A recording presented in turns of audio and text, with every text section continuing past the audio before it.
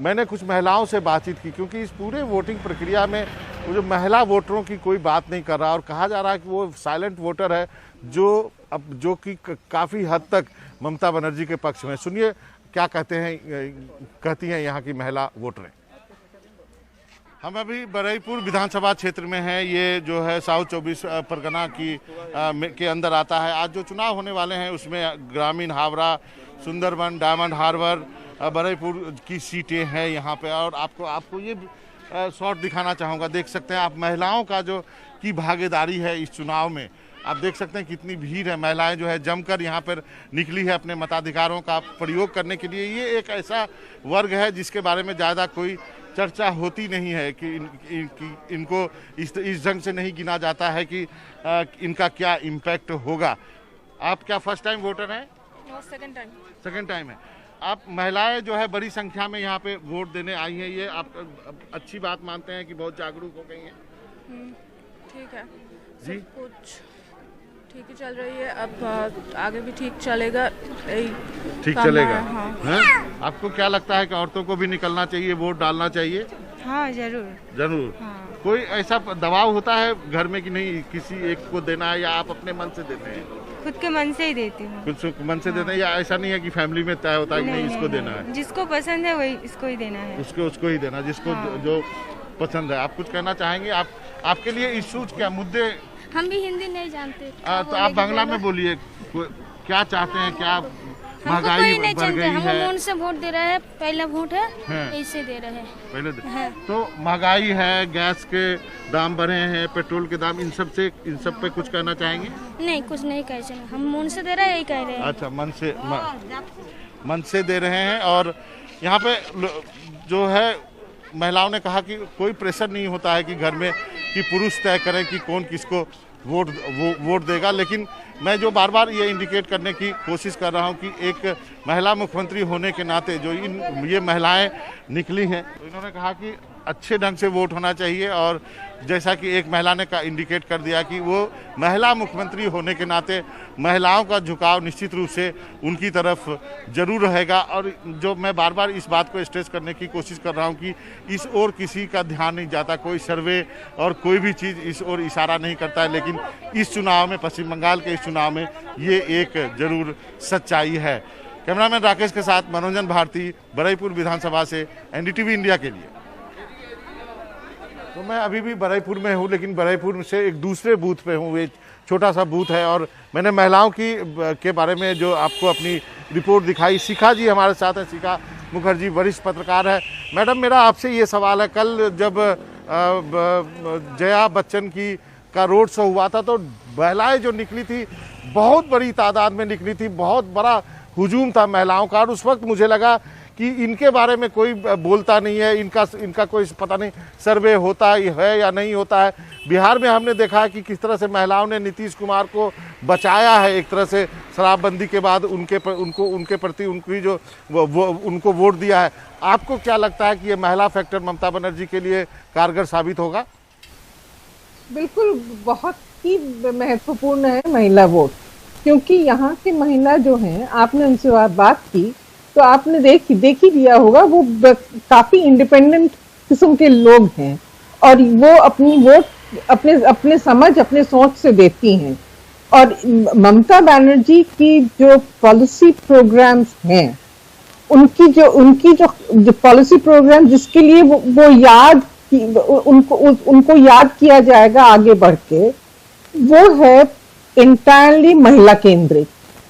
मैं सिर्फ जो स्कूल की बच्चियों के लिए उन्होंने जो प्रोग्राम्स की है वो नहीं, उन्होंने जिस तरह से महिलाओं को अधिकार दिया है और महिलाओं की अधिकार उन्होंने किस तरह से दिया है कि राशन कार्ड हो या ये स्वास्थ्य साथी जो हेल्थ कार्ड हो, उसमें हेड ऑफ द फैमिली महिला हैं।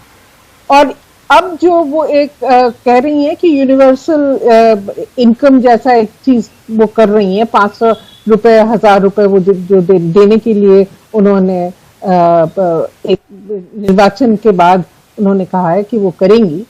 ये भी महिला फोकस है।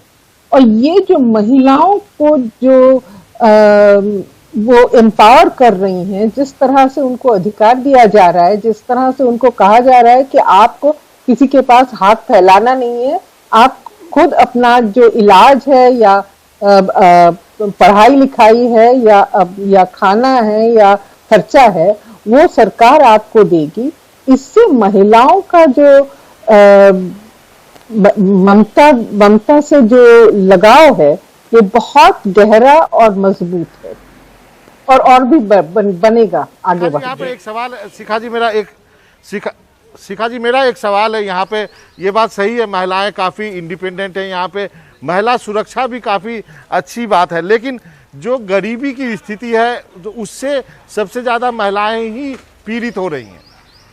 जी बिल्कुल बिल्कुल, महिलाएं पीड़ित हो रही हैं। महिलाओं को सबसे कम मिलता है। जब जैसा जैसा गरीबी बढ़ता जाता है, महिलाओं का जो कंजम्पशन है वो घटता जाता है। ये सही है, लेकिन ये गरीबी से वो जूझ सकती हैं, जो जिस चीजों से वो जूझ नहीं सकती है। खास तौर से आपने बारुईपुर आप गए थे और बारुईपुर की जिक्र कर रहे हैं। बारुईपुर में मैं जानती हूँ कि वहां पे बच्चियां जो 14, 15, 16 साल की बच्चियां हैं, वहां पे काफी हद तक चाइल्ड मैरिज ज्यादा होता है। और वहां पे जब उनके पास ये प्रोग्राम बन जाता है सरकार की तरफ से कि आप पढ़िए, आपको पढ़ने के बाद ही आपको पैसा मिलेगा, आपको जल्दी से शादी चाइल्ड मैरिज में लपेट नहीं देगा, इससे बहुत असर पड़ता है। ये जो फर्स्ट टाइम वोटर्स जिससे आप बात कर रहे थे, उन पे बहुत असर पड़ता है, क्योंकि उनका जो भविष्य है वो उन्होंने एक तरह से गारंटी कर दिया है कि आप पढ़िए, आप आगे बढ़िए। बात है शिखा जी, हम क्यों महिलाओं की इतनी बात कर रहे हैं इस फेज में वेस्ट बंगाल में, वो इसलिए क्योंकि अगर आप अनुपात देखें तो 1:1 का ही रेशियो है पुरुष और महिलाओं में। कुल 78 लाख अगर मतदाता है, उनमें 39 लाख पुरुष है तो 38 लाख महिलाएं। ऐसे में जो बाबा बार बार बात कह रहे हैं महिलाओं का वोट कितना मायने रखता है, अंत में किसको वोट जाएगा, ये तो धारणाएं हैं, वो एक अहम बात। हमारे साथ Nurullah Javed, sub editor Uni Bengal भी जुड़ गए हैं। नुरुल्लाह साहब, एक बात हम लगातार इस पर चर्चा कर रहे हैं, अम्पन तूफान, अपीजमेंट पॉलिटिक्स, जो आरोप प्रत्यारोप इस पूरे चुनाव में अभी तक देखने को मिला है, कोई एक ठोस मुद्दा भी है जिस मुद्दे पर यह चुनाव लड़ा जा रहा है? और मैं एक खासतौर पर एक सीट का, क्योंकि अम्पन तूफान का जिक्र हुआ है तो मैं एक सीट का जिक्र जरूर करना चाहूंगा, राय दिघी सीट। इसमें कांति गांगुली जो है वो बहुत कम अंतर से पिछली बार के 2 चुनाव हारे हैं। ऐसे में जो काम इसका प्रचार किया जा रहा है कि जो काम उन्होंने अम्पन तूफान के लिए किया है वो वहां से बढ़त ले सकते हैं, क्या लगता है?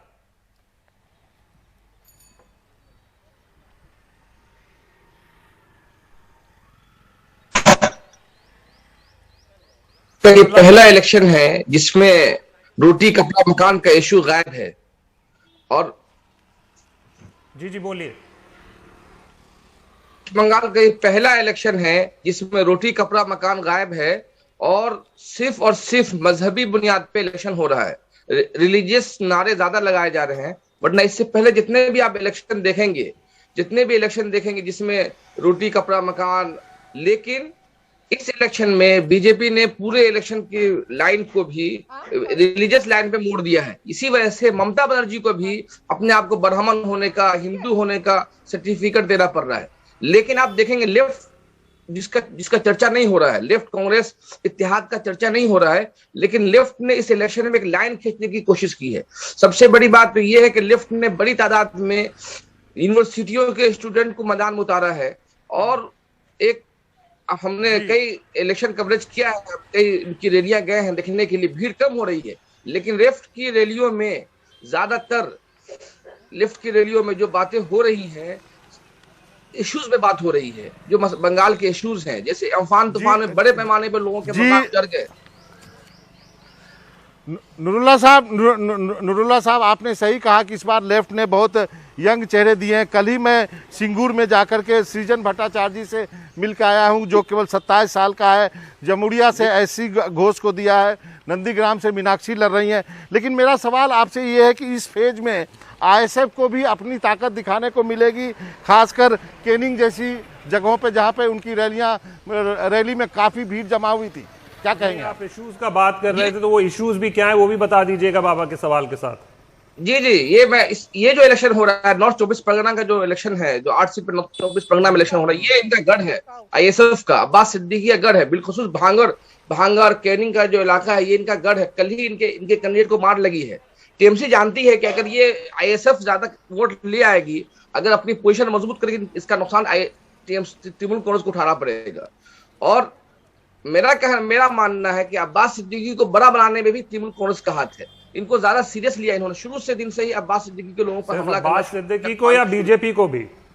बीजेपी को भी नुकसान होगा, क्योंकि इस आईएसएफ के एंटी ममता वोट, ये आईएसएफ कांग्रेस और लेफ्ट के इत्तेहाद की वजह से एंटी ममता वोट भी डिवाइड हो रहा है दो हिस्से में। जाहिर बात है कि जो 2019 के इलेक्शन में जो एंटी ममता वोट पूरा का पूरा चला गया था बीजेपी की तरफ, इस मर्तबा डिवाइड होगा तो इसका नुकसान बीजेपी को उठाना पड़ेगा। लेकिन नुरुल्लाह जी और शिखा जी, आप दोनों पर हम दोबारा लौटेंगे। यहाँ पर मनोरंजन भी हमारे साथ बने हुए। बहुत महत्वपूर्ण है कि मुद्दे आखिर क्या है, क्योंकि जब क्षेत्र बदल जाते हैं तो मुद्दे भी बदल जाते हैं, चेहरे भी बदल जाते हैं। तो जनता किस हिसाब से, किन मुद्दों के हिसाब से और क्या सिर्फ चेहरों को तवज्जो देते हुए वोट करेगी, इस पर भी हम बात करेंगे। एक छोटे से ब्रेक के लिए यहाँ पर रुक रहे हैं।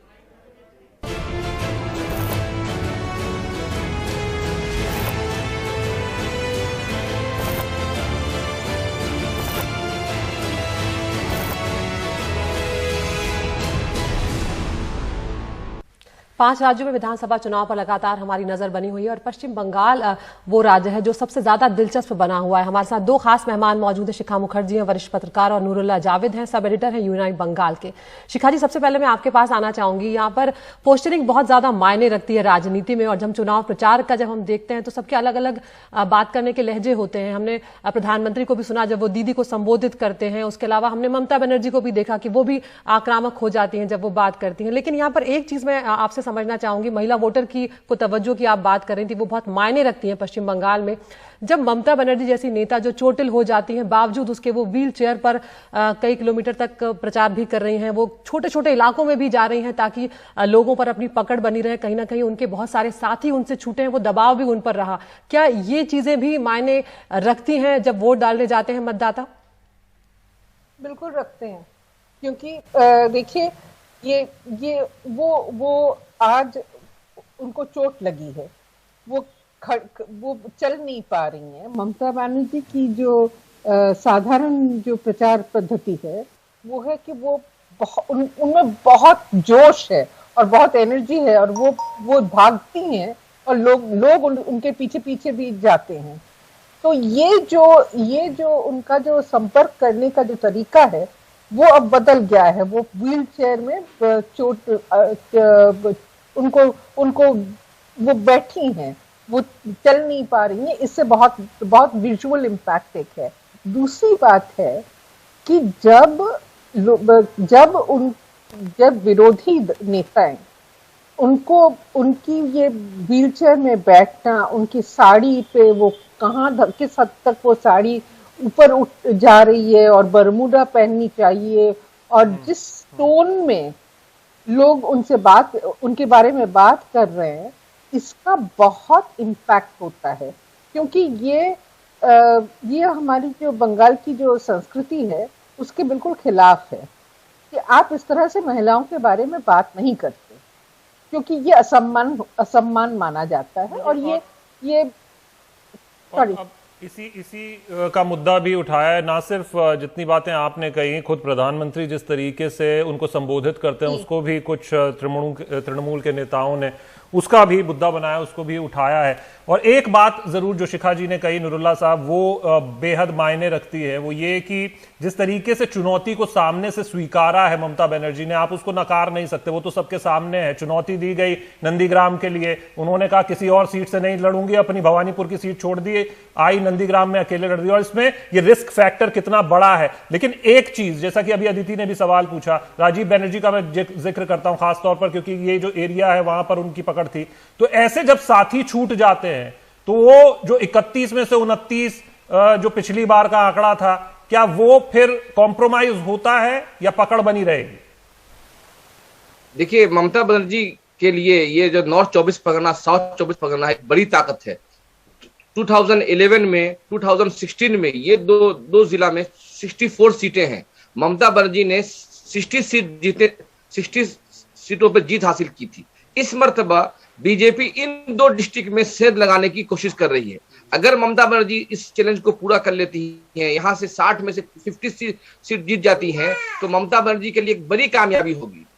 इसी वजह से राजीव बनर्जी के चले जाने से और भी अब्बास सिद्दीकी के आ जाने से साउथ 24 परगना में ममता बनर्जी की ताकत कमजोर हुई है। तो बीजेपी की कोशिश यही है कि किसी भी तरीके से इस 2 डिस्ट्रिक्ट में जहां ममता बनर्जी ने लास्ट टाइम में 64 सीटों में हासिल की थी, उस सीट में सेंध लगाए। और ममता बनर्जी को देखेंगे कि इस यहाँ पे साउथ 24 जिस तरह से रैली की है, उसमें आईएसएफ को बहुत कटाक्ष अटैक किया है और मायने जा रहा है। आपकी आवाज में भी थोड़ी दिक्कत है, उसको भी हम ठीक करने की कोशिश करेंगे। तो 2016 में टीएमसी ने 211 सीटें जीती थी और बीजेपी सिर्फ 3 सीटों पर थी। देखते हैं कि ये जो खास चरण है, इससे बीजेपी कितनी सीटें निकाल पाती है, क्योंकि वो सत्ता में पहुंचने के लिए बहुत महत्वपूर्ण साबित होगी।